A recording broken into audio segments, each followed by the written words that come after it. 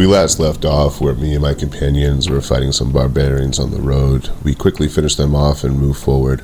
We continue on to Barovia, and we head right to the tavern. We're here to sell wine. To be more specific, we received barrels of wine to sell for the Wizards of Wine winery. And with the service being interrupted for so long, we decided to help them out with that and make some good coin along the way. So we get to the tavern, and we realize there's not a lot of people moving around town in general, but in the tavern in itself as well. And we talk to the bartender there, and they say that the villagers ate too many sleepy time pies, whatever that is. Apparently me and Lenya have eaten these pies as well, but we were just fine. We didn't get sleepy at all. Now, talking to the tavern keeper as well, he informs us that spirits are rising from the graveyard, gathering, and then heading north.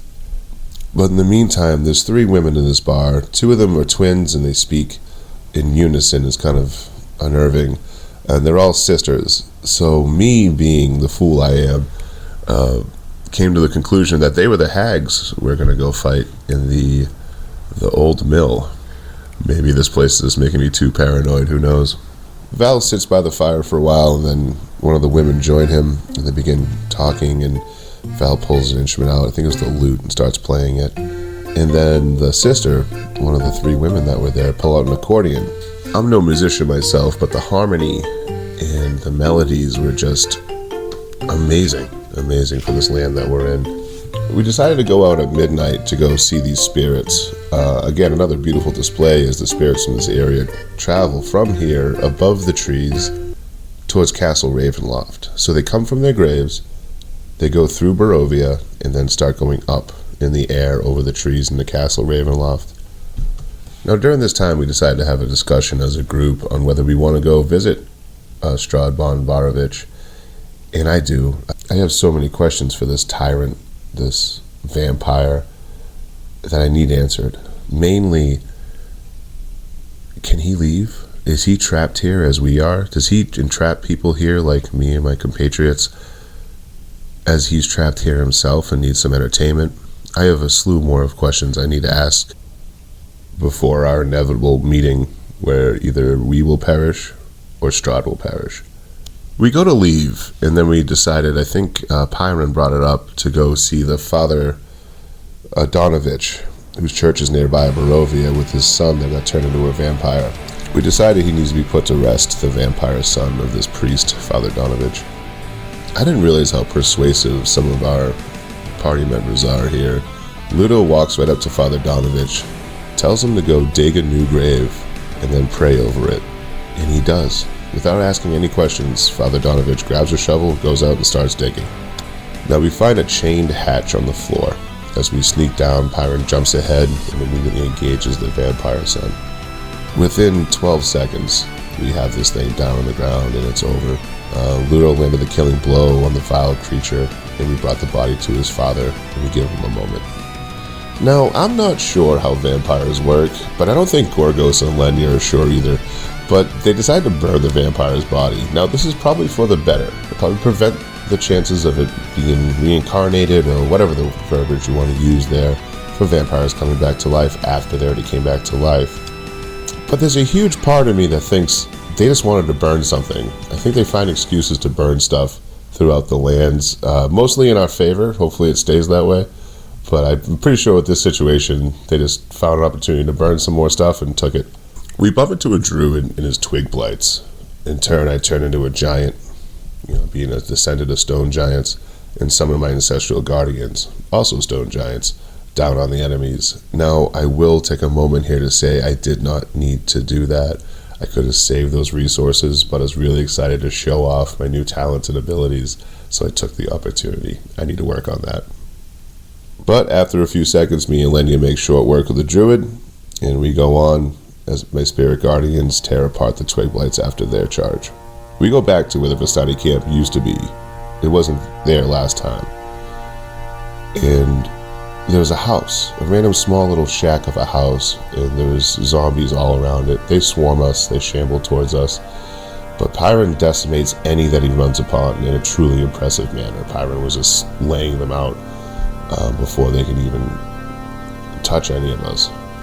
Shortly after, we found ourselves in the cemetery we were looking for, where we were hoping to find the weapon of sun and sword, as told to us by Madame Eva, when they read our cards for us and told us where all these items are going to be to help us defeat Strahd.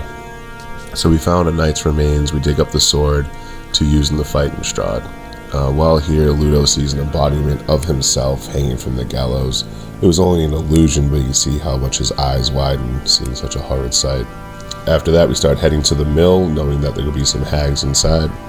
And when we get there, everyone realizes I haven't opened the door in a while. As being one of the more tankier members of the group, I have not opened the door in a while, so it was my turn to open the door to go into the old mill. I will say I have the finesse and tactics of a sledgehammer, so immediately I just start trudging up the stairs, looking to find the first hag or all three of them. As soon as I ascended the stairs, I found myself face to face with one of the hags. We actually met her in Barovia some time ago. She's who sold the pies to me and Lenya. She immediately attacks with no conversation involved, as "What are you doing here?" and starts swinging and casting magic along with her sister, who comes from upstairs to join the battle. We take out all three of these hags quickly and efficiently, as we're prone to do. This group is very good at what we do. If our business was kicking hag ass, we would always be rich. So we go upstairs and we find two children waiting upstairs, waiting for their turn to be turned into Sleepy Time pies. They were badly injured but stable. I immediately called upon Helm's power to heal them, my party and myself. Now we're all in pretty rough shape, back to full health.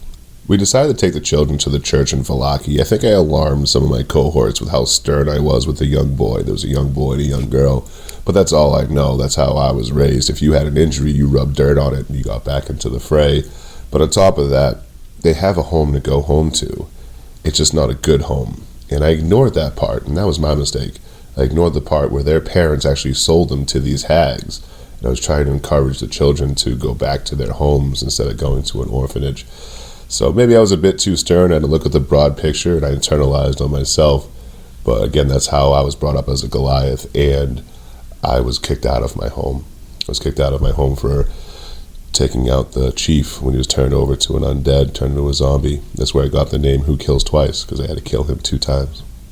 But besides letting my own history cloud my judgment, my party decided the best course of action was to take them back to Vallaki, to the church, and I agreed. Val creates a few toys for the kids, and one of the kids is named Freak. I forget the girl's name now, but the older boy, his name is Freak. As we travel, we see a wolf body with arrows in it. I put the body in the bag of holding to cash in later.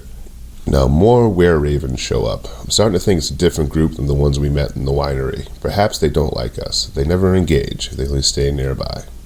And after hours of them following us, Lenya cast Speak with Animals on the ravens and begin a conversation. They're not from the winery, they say. Come to find out, they're just regular ravens. We're all on edge here, and everything doesn't appear what it seems here in Barovia, but sometimes it's just a raven.